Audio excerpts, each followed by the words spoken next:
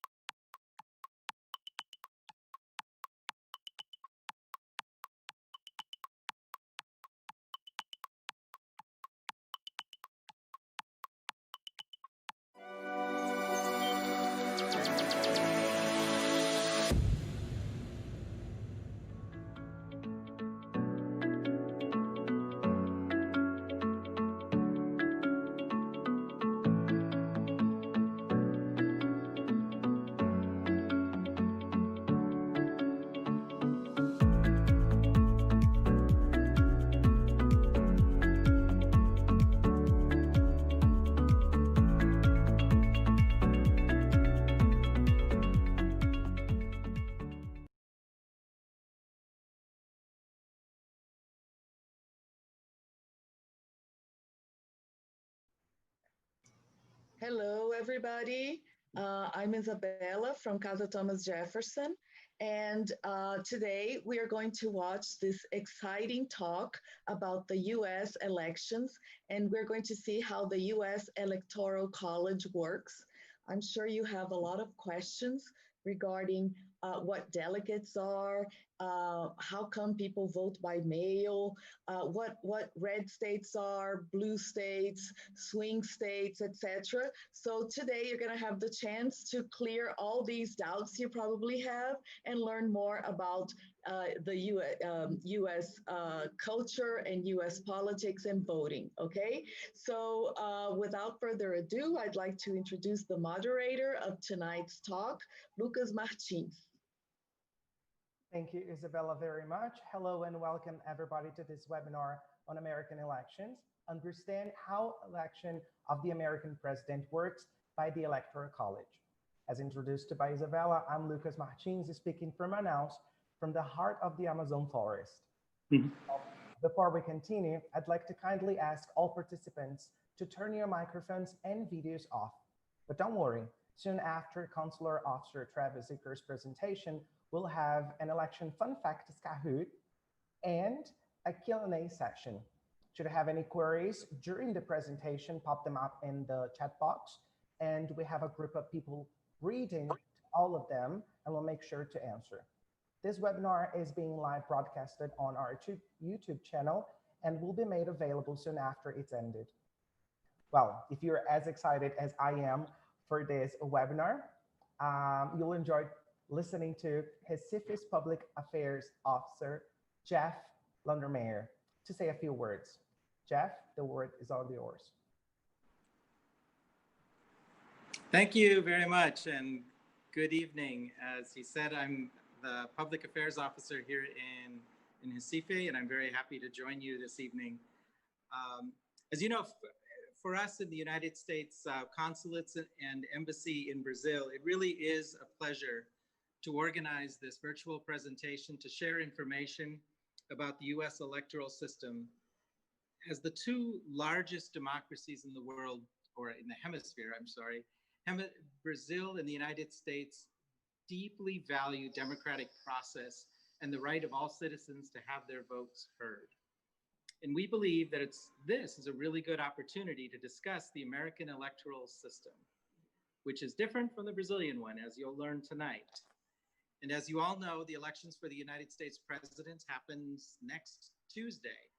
But we also have other elections taking place. We have congressional elections, Senate elections, local elections, referenda as well. There's a lot of things happening this Tuesday to watch. And through programs like this virtual program, we encourage the exchange of knowledge and ideas between Americans and Brazilians, so we can learn from each other and grow together as stronger democracies. For both our countries, we have and will continue to be partners in support of democracy and democratic principles across the region and beyond. But before we start the presentation, I want to be sure to thank the binational centers in Rio de Janeiro, Brasília, São Carlos, and in Manaus, and our Master of Ceremonies, Professor Isabel Villas-Boas from Casa Thomas Jefferson in Brasília. And of course, our moderator, Professor Lucas Martins in ICBEU Manaus. So let me thank everyone and all of our partners for organizing and participating, and particularly you, the audience members who are taking part. And one last thing I need to highlight, and I want to make sure you know, that we as government employees, US government employees, we do not support any candidate or party. This is a nonpartisan event, and we're here to share information with you and ideas about our electoral system. So thank you and have a wonderful evening, everyone. Bye-bye. Thank you, Jeff, very much. Without further ado, I'd like to introduce our speaker, Travis Zicher, originally from Moscow, Idaho, USA. He joined the Department of State in February 2016. While working for the department, has lived in São Paulo, Brasília, and completed a short-term assignment to Recife, Jamaica, Martinique, Ecuador, and India. He has a master's degree from University College London. Before joining the State Department, Travis worked as an arborist, a refugee resettlement case manager, and spent time in Washington, D.C., working with government affairs and executive recruiting. He arrived in Brasília in July 2018 and is joined here by his wife, Kelly, and their 2 children. The word is all yours, Travis. Thank you, Lucas. And thank you, everyone, for joining us this evening as we go on a small journey together to learn a little more about the U.S. electoral system. I'm happy to be here. As Lucas mentioned, I live in Brasília. I work in the embassy here. And prior to living in Brasília, I lived in São Paulo. So I've lived in Brazil now for almost 7 years of my life. And I've lived in many cities throughout São Paulo, Minas, and now in Brasília. I enjoy Brazil, and it's a great place to live with my family right now. As we get started this evening, I want to echo what my colleague Jeff said. This presentation tonight is not in support of any one candidate or position or political party, because as representatives of the government, we're here to share with you about how our system works and encourage everyone to take part in the democratic process. I'm going to share with you my screen now, and I have a small presentation that will talk about a little bit about the US electoral system.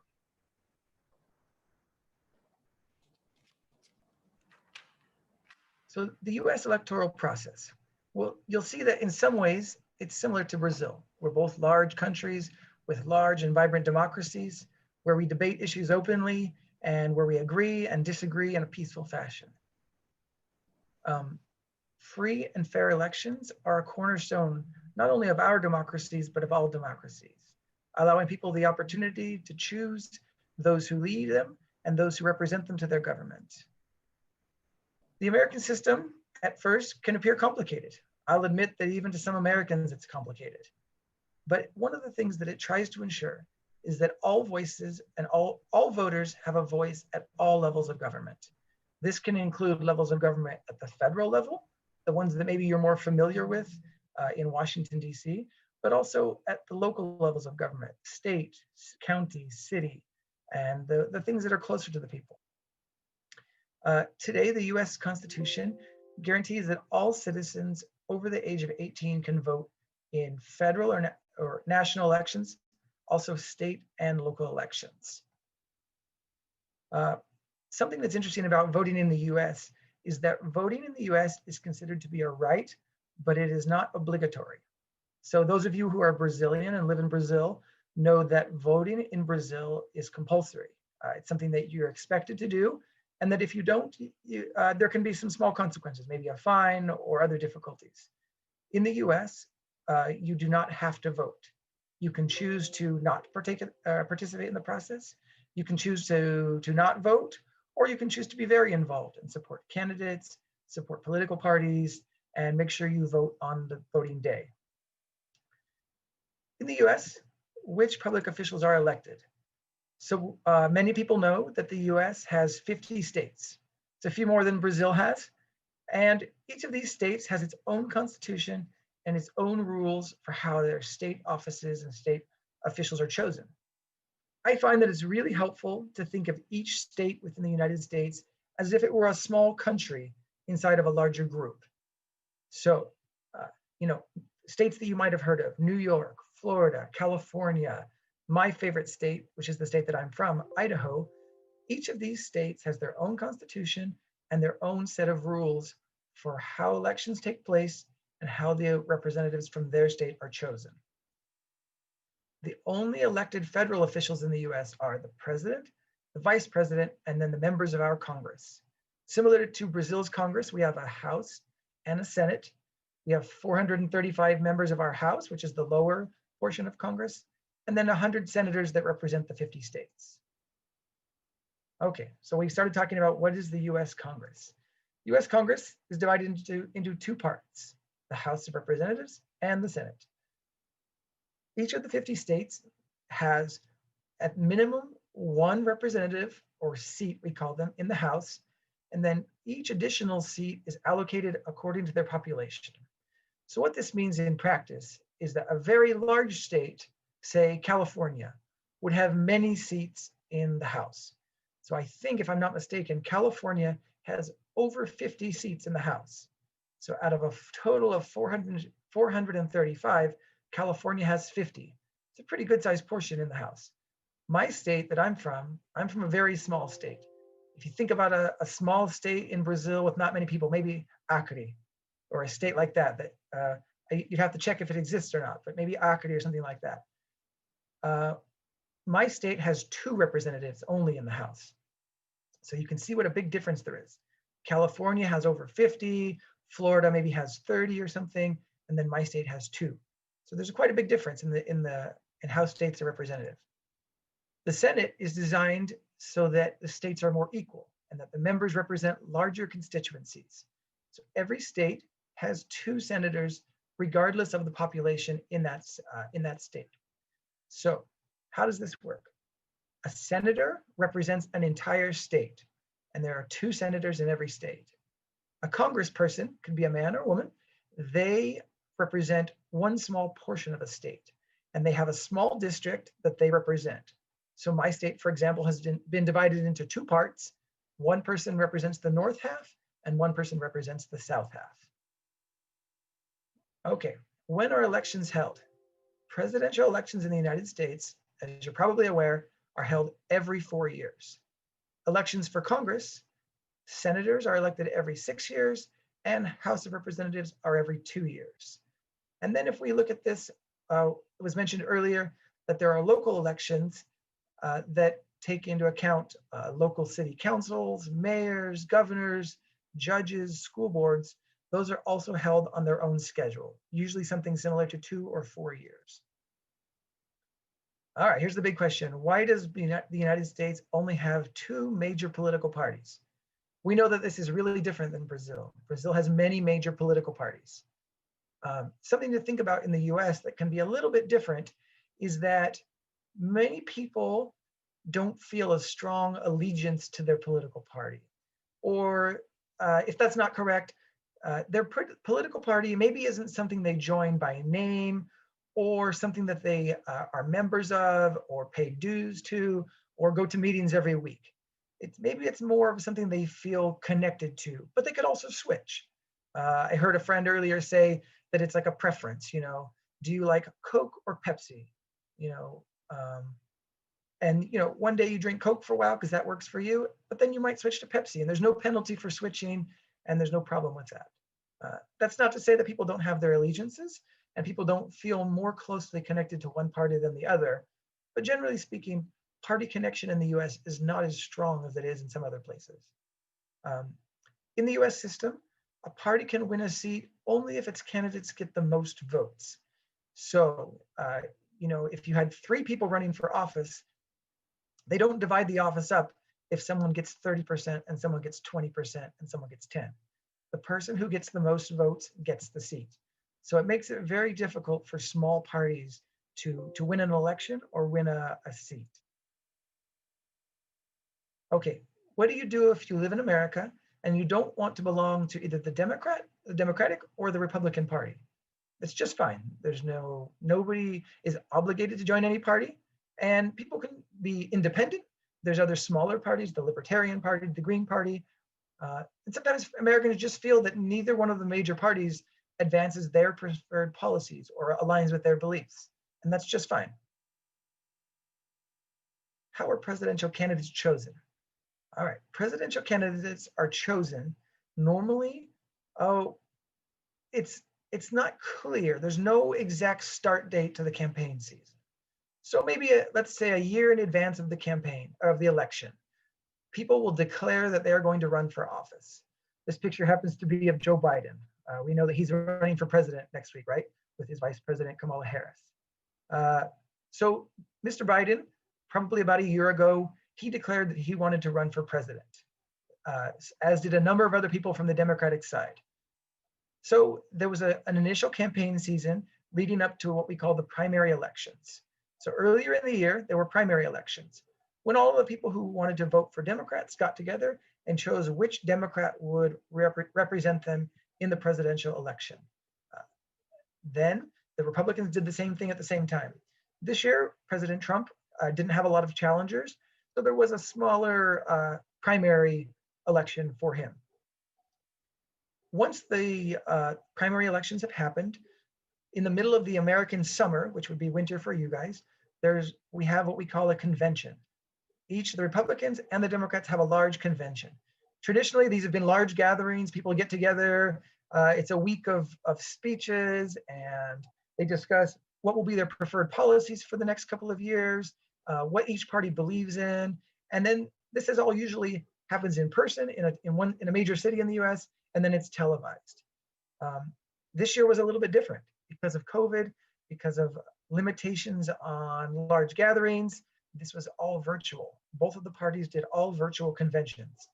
So you may have seen coverage of this as Joe Biden was officially nominated as the candidate for the Democratic Party, and President Trump was officially nominated as the candidate for the Republican Party. So you might say that the convention is the kind of the time when they officially, or they make it official who the candidates are, even though they've been competing for quite some time before that.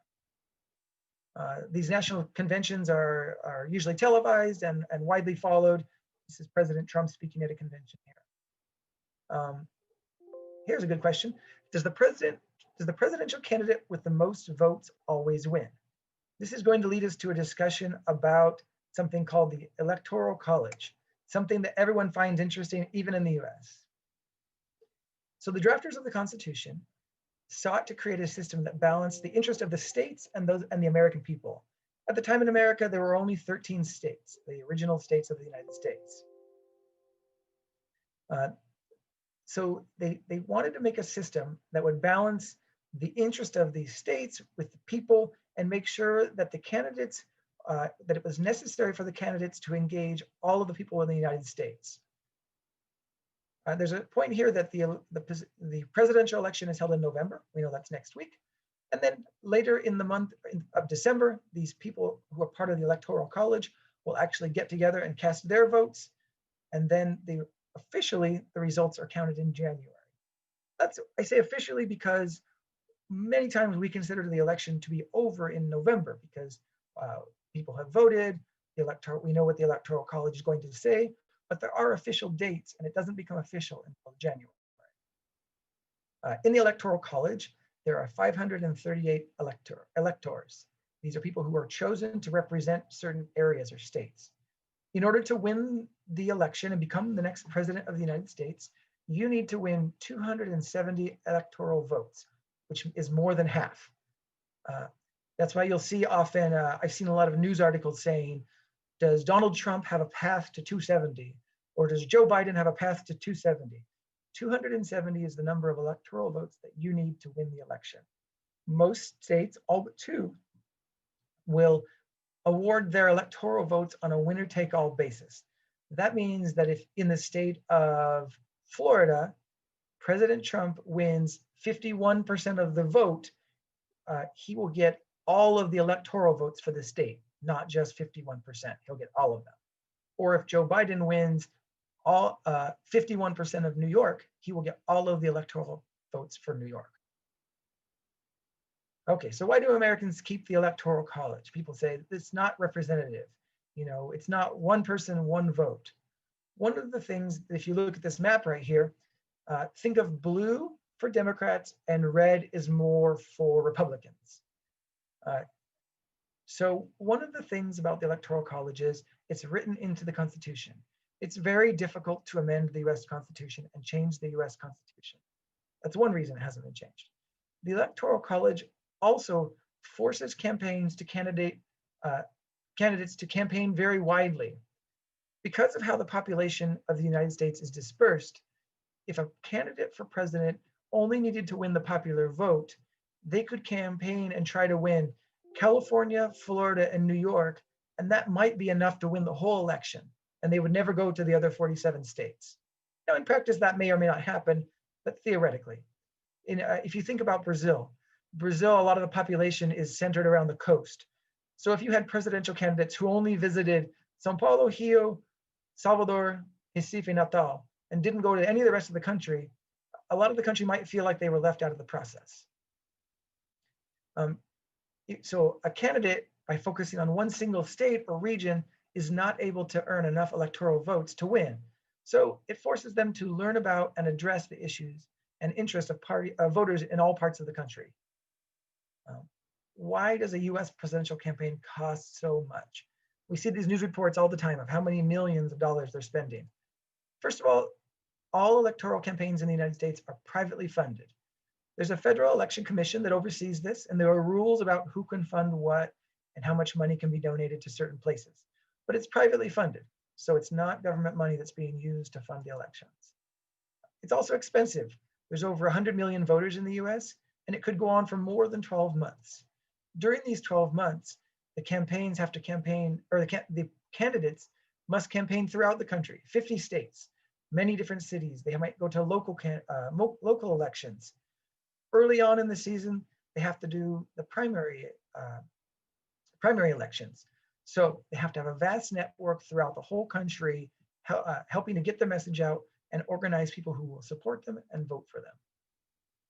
How do Americans vote on the actual day of voting?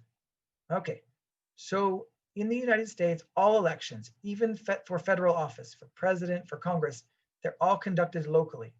That means if you live in Brasília, if you live in São Carlos, if you live in São José do Rio Preto, the local officials in each one of those states would run the election for you.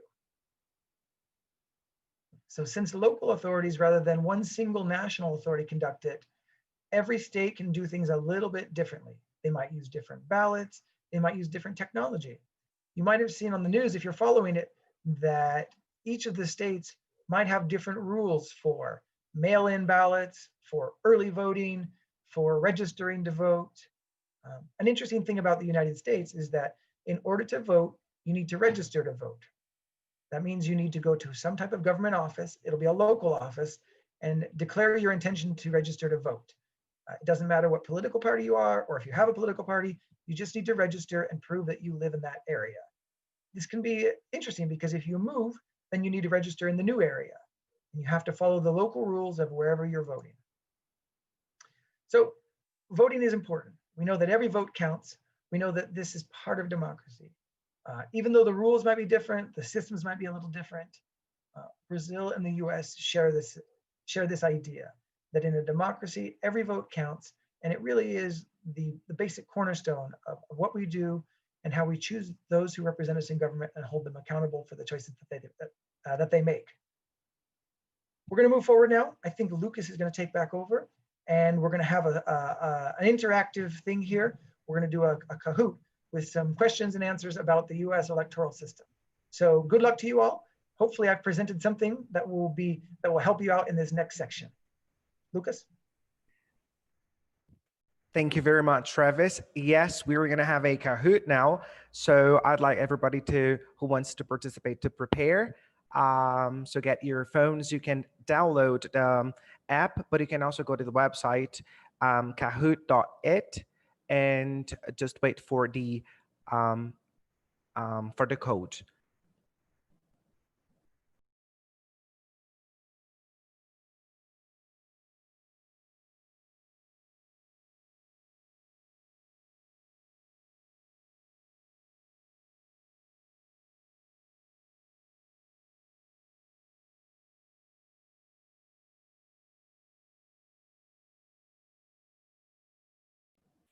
So we're going to give all participants 1 to 2 minutes to prepare your phones so that we can share the code, the password, the Kahoot password with you all.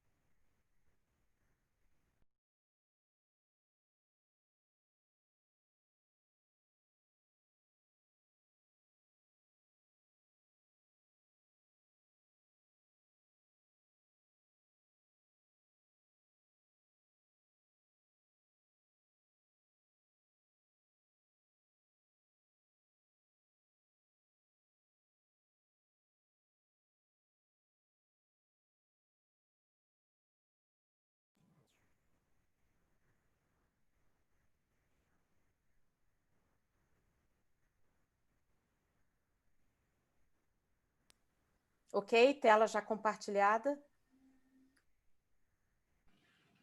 Thank you very much, Carla. Thank you very much. So everybody who is with us now, if you want, you can download the app. But if you don't want to download the app, you can also go to kahoot.it and type this code here. I can already see some people joining us. I was very excited. I have to say that I was very excited about this webinar. Learned a lot today, had a lot of questions. And if you have any questions concerned regarding this webinar, you can write your questions in the chat box. We have a group of people reading the questions now and selecting them, so we can ask during the Q&A session.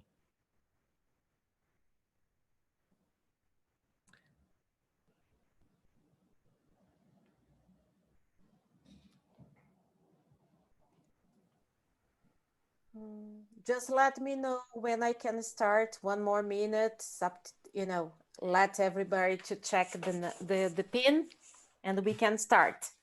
Perfect. Let's just wait a bit from 1 to 2 minutes maybe. I can see that a lot of people are still logging in with us. While people are logging in, I'd like to thank the American Embassy for this event. And this is the 3rd of 4 webinars on the American electoral system. So we've had this week 2 other events. This is the 3rd one of a series from a series of 4 events. Yeah. If you're not able to log in with a Kahoot now, you can write down this password 91055, and you can join during the process. If you also get lost or lose internet connection, you can return to the game. We have quite some people joining us.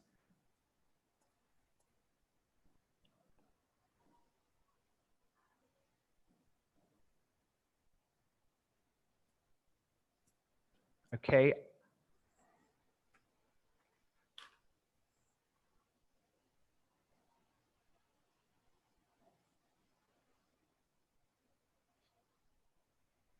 While an information that is really important to share with everybody that is with us today is that we are American Spaces and Binational Centers, and as American Spaces and Binational Centers, it is our duty to share cultural information from the United States with you.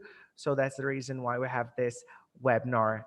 We've been having these webinars on the American voting system. I think, Carla, now we can start. I think we've had quite some people. Okay, let's go. So here we go.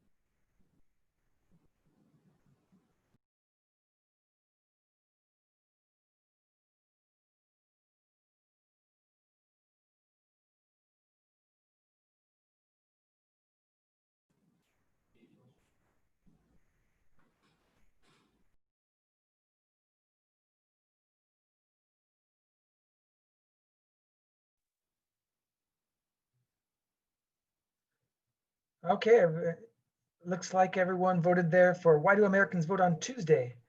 All right, so it looks like we had a tie between the founding fathers signed the Declaration of Independence on a Tuesday and because of agriculture and religion. All right, so the correct answer is the kind of yellow-brown one there, because of agriculture and religion. It's interesting to think about that, but actually, I'm sorry, let me see if I can bring my camera back. All right, so agriculture and religion. We vote on a Tuesday. When the US was first founded, it was a deeply Christian country. So there was no way they were going to vote on a Sunday. And then people needed to be able to travel to get to the polling place. And so, you know, we weren't going to vote on a Sunday. Monday was kind of a travel day to get to the nearest large city to travel. And then Tuesday became a good day to vote. So that's kind of how we ended up there. Agriculture. When you think about why do we vote in November? In the US, the harvest season is kind of from August, September, maybe into October. So by November, most farmers would have been done with their harvest and had a little more free time. So that's how we ended up in Tuesdays in November. All right, go ahead, Carla.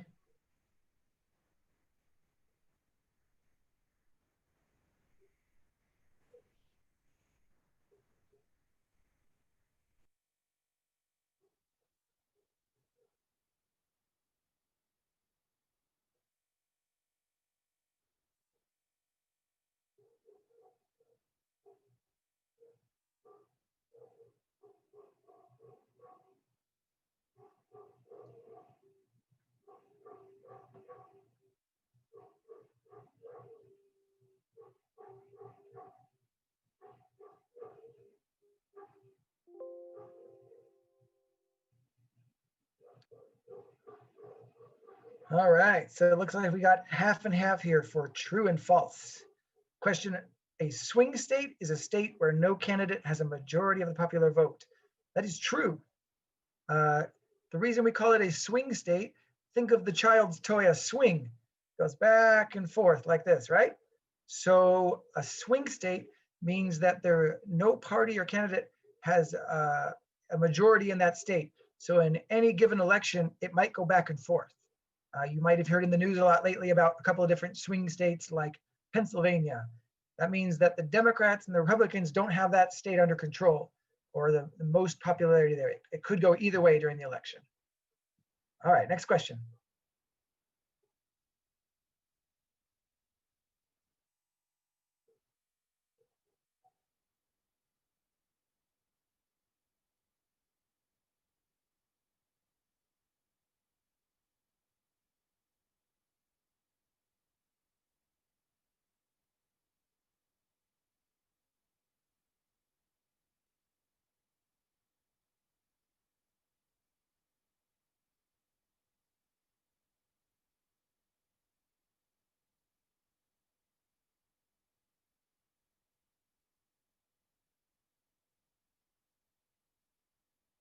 Hey, not bad. Somebody was paying attention. There we go. So how many states give all of their electoral votes to the candidate who wins the popular vote in their state? That would be 48. That's what we call winner take all. So there are only 2 states, Maine and Nebraska, who do not divide their votes up for winner take all. They divide theirs proportionally. All right, next question. And Lucas, please tell us when, if we have time for all of these, or if we need to cut it short, you let me know. It's okay, you can go on. All right.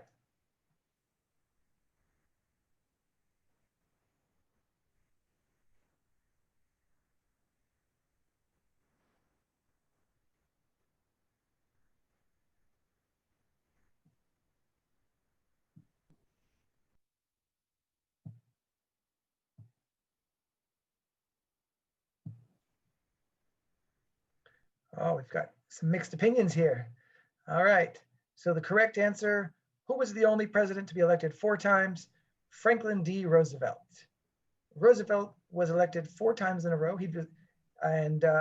Actually, because he did that, it led to the passing of the 22nd Amendment to the US Constitution. And that was proposed in 1947 and then ratified in 1951. Currently, a president can only serve 2 terms in office and a total of 8 years. So the president of the US is president for 4 years, only 2 terms allowed now, ever since Roosevelt. All right, next question.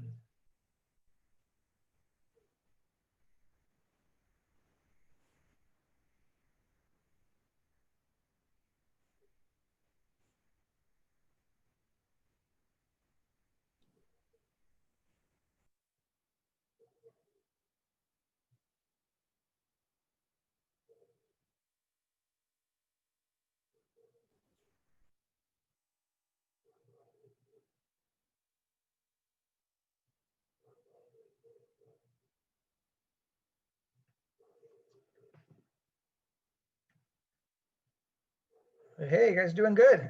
1924 is the correct answer, the first year that the presidential election was covered on the radio. I actually learned a little something doing this tonight. I learned that in 1920s, radio sets were still very expensive. If you adjust for inflation, a radio would have cost somewhere around $600 to $1,900 in today's money. So 600, that's like somewhere between 3 and 8 or 9,000 reais for a radio. So maybe only 10% of US households had a radio at the time. And it was really an interesting time when more of the population could hear about the presidential debates and the election coverage and all of that. All right, next question. Mr. Mendonça is doing good there.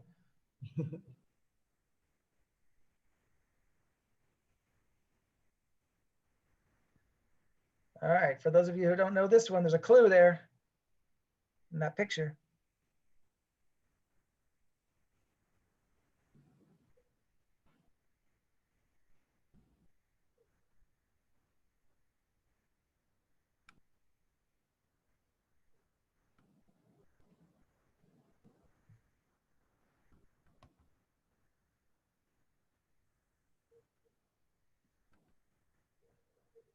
All right, the correct answer is 1960. So if you guys noticed, there on that television screen they showed, that was John F. Kennedy and Richard Nixon having a debate on TV. One of the things that's interesting about that, some people point out that that may have had a strong effect on the election because Mr. Kennedy appeared to be very comfortable on TV. People say that he was handsome, he was comfortable, whereas Mr. Nixon appeared to be uncomfortable, and maybe he kind of fidgeted in his seat, and he didn't look as good. So this really kind of ushered in the new era of television campaigns, image, what a candidate looks like and acts like for the public to see. All right, next one. There you go.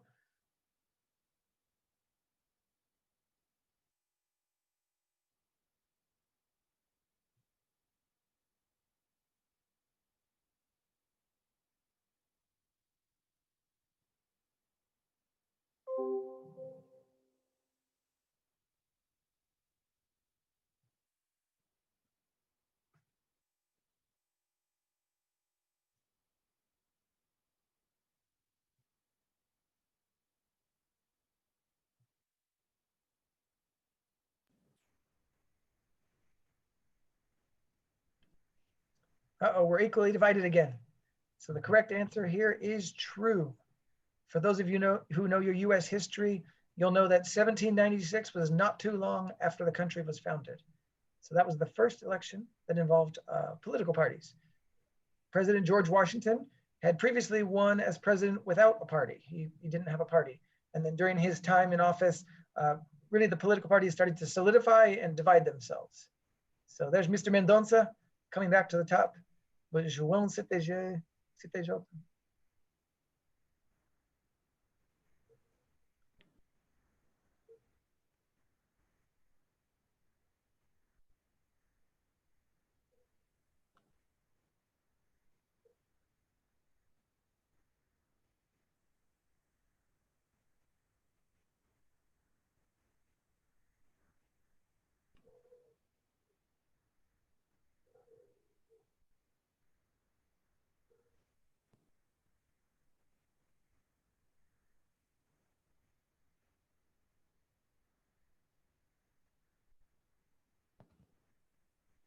All right, that was a closely divided one, 5, 6, 3, and 8. The correct answer is Gerald Ford.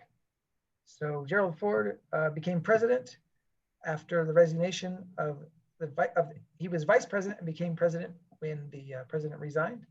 And then, yeah, so I don't have a lot more to say about that one, sorry. Feel free to go on ahead.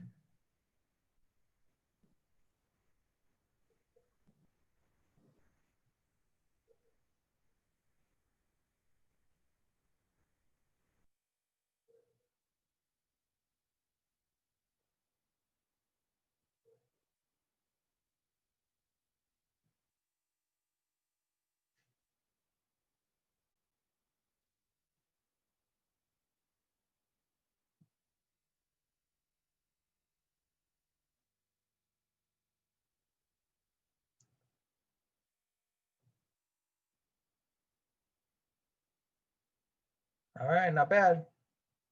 So Grover Cleveland. Grover Cleveland was the 22nd and 24th president of the United States, making him the only one to ever be elected and serve terms that were not consecutive. Sorry, I don't know who was in the middle, who was number 23. All right, next one. Uh-oh, here comes some people.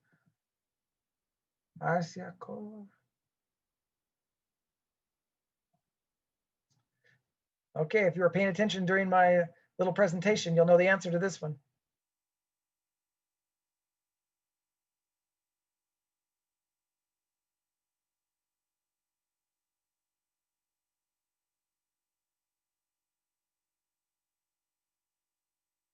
It's interesting to look at that little chart and you'll see that California has 55 electoral votes and my little state of Idaho only has 4.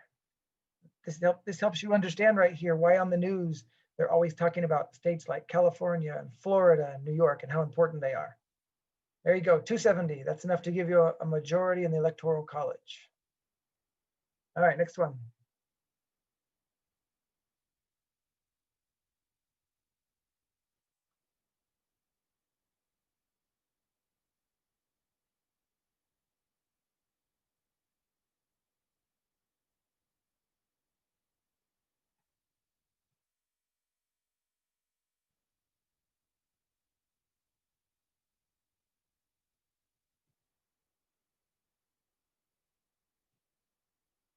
The elephant.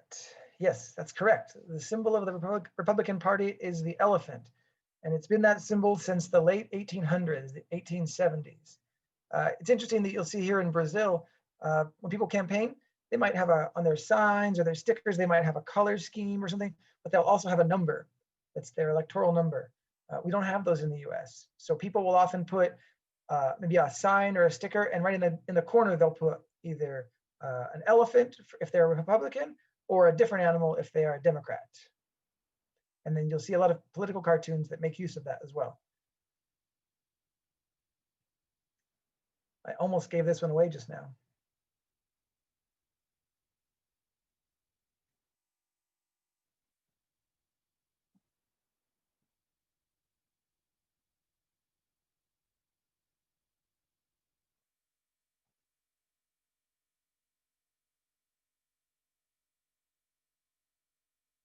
There you go. Everybody knows it. Not everybody, the majority know it. So the symbol of the Democratic Party is the donkey. This one also traces its origins back to the 1800s when Andrew Jackson was running for office. I didn't know this. His opponents called him a jackass, which is another name for a donkey, not a very polite name, but it's rather than be offended by it, Andrew Jackson ran with it and took it. And he said, okay, great. That's what you want to call me, then I'll put it on all of my campaign literature. And then after that, it kind of stuck. And moving on to about the same time that the Republicans got the elephant, the Democrats ended up with the donkey. And you see these often in the US. All right, everyone, that's the end of it. Let's see how we did here. Vânia, João CPJ, Mr. There it is, Mr. Mendonça. Parabéns. Congratulations. Congratulations. That was great. I hope you guys have had fun. Travis, I've got some questions for you. And Great. so I'd like to start our Q&A session. We've got some minutes. So a lot of people, I'm really sorry, guys, but a lot of people sent messages, but we are not able to answer them all. We selected, we kind of looked at the ones that were similar. So the first one is, I would like to know how delegates vote in their respective states and who are they? So that was the first question by Ursula Brito from Rio. Sure. Is that asking about delegates for the Electoral College? Yeah. Okay. It's a little bit complicated, and I don't know all the answers, but let's see what I can do for you. So when I voted recently, I vote in the state of Maryland. Maryland is just next to Washington, D.C. So I got a ballot. I was able to vote. They sent it to me via email, and I printed it out. And on the ballot for president, it said, do you want to vote for, and there were about 5 choices. But let's talk about the 2 main choices because that's the ones everyone knows. President Trump. It said President Trump, Vice President Michael Pence, and then below that in really small writing, it said electors. It had some people's names. They're people's names that you've never heard of. You don't know who they are and you've never heard of them. And then it said below that, Joseph Biden, Kamala Harris, and then some other names. There are names you've never heard of. These are people who are chosen. I don't know exactly. I think they're chosen by the party officials in their state. And what they've done, they've committed to vote for the person who wins the election in their state. So if let's say Maryland, where I vote. Maryland traditionally votes for a Democrat for president. Maryland is not what you consider it to be a swing state. So they'll look at the votes. Maryland gives out their votes, winner take all. So whoever wins the majority vote in Maryland gets all of the electoral votes. So then those people whose names you see on the ballot in really little letters underneath the main names will go later on, I think it's in December we said, and they'll actually cast their votes. That's how it works officially. In practice, Americans don't know who the electors are, probably don't know how they're chosen, and don't really know when that takes place later on. If you follow politics closely, you can see it. It's not secret. It's easy to find out. It's just something that people don't really follow. They follow the election on election night, and then they go from there. Hope that helps.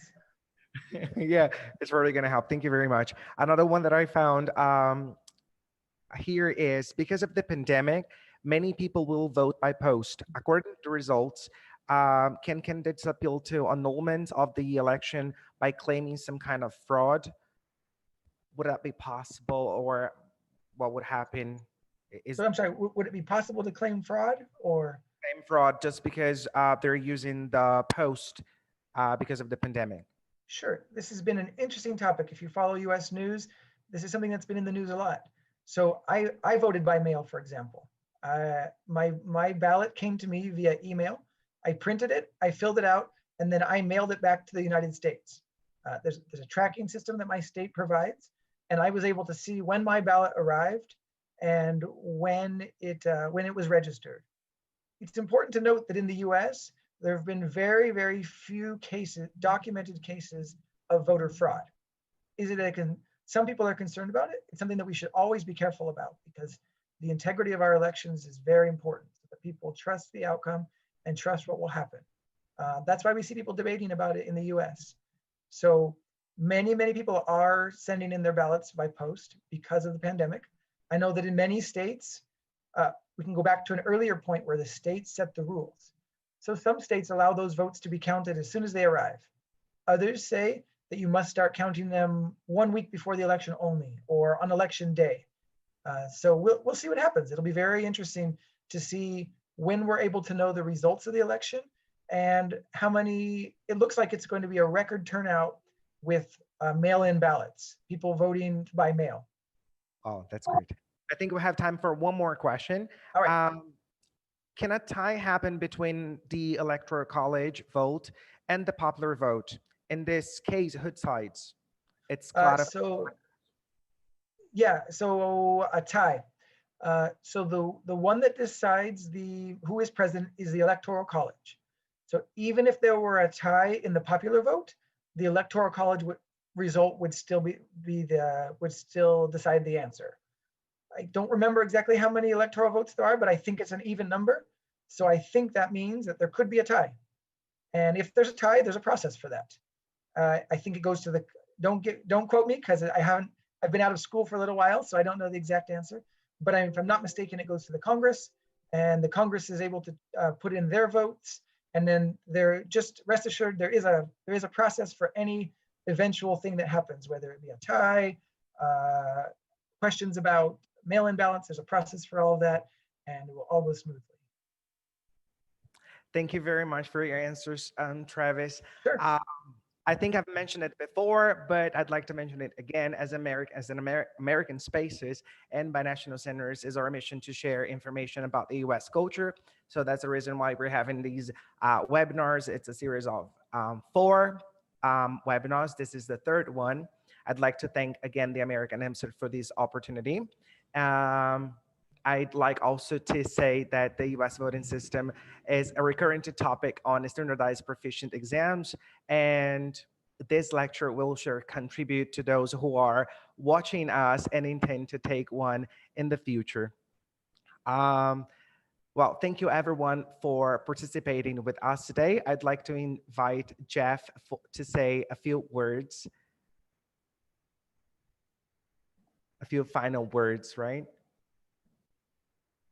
Well, while we wait, maybe I can pass the word to Isabella so she can give her final words.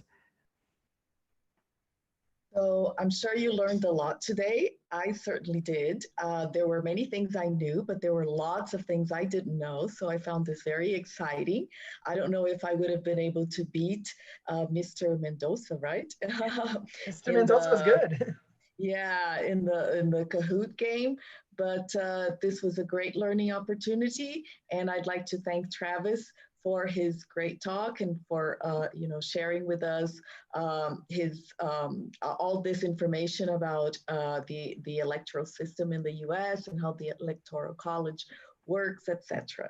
So thank you very much, and thank you for the opportunity. Thank you very much, Isabella. I'd like to pass the word now to Yuri, please to say. Oh, guys, thank you so much for the embassy for making this webinar possible, and our colleagues in the other binational centers, American Spaces throughout Brazil.